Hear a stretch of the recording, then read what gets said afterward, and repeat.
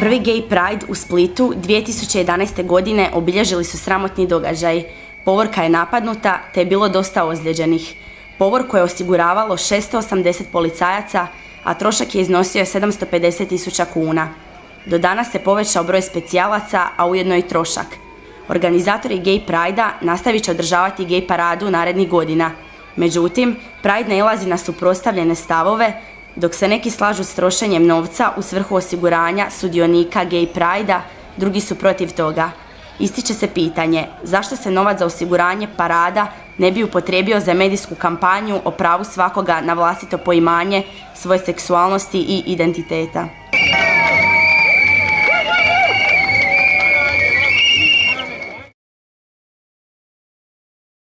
Mislim da se treba protiviti jer to ne vidim nikakvog razloga tim gej paradama jer to su ljudi koji svi drugi i ne vidim radi čega bi se producirali i paradirali. Mislim da treba, zato što su to ipak i ljudi, bez obzira kako oni bili različiti i oni imaju svoje prava i njima isto treba omogućiti da imaju sigurno gej paradu. Ne.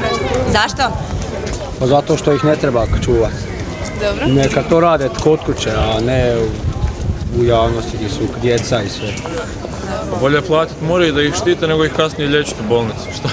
Mislim, ima budala da se ne tuknu, prebili ih i tako. Ako može trošiti na utakmicu, znači Hrvatska-Srbija, onda bi bio red da se potroši na zaštitu ljudskih prava. Pa općenito smatram da gej parada nije potrebna. Zašto? Pa zato što ne znam kakva prava traže. Oni su jednaki svim drugim ljudima. Jasno, apsolutno, zato što su na taj način mogućnošću da se ne održava Pride su povrijeđena osnovna ljudska prava i nikakvi novci tu nisu previše. Pa mislim, pitanje je dvosjekli mač, ali ovako ću vam odgovoriti.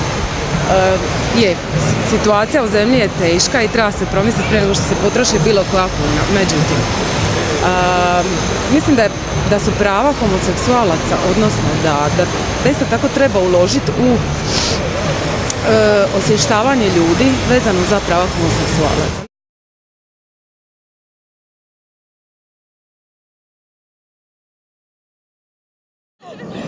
Ajmo si neki smiješak na vas, da? Ne, ispred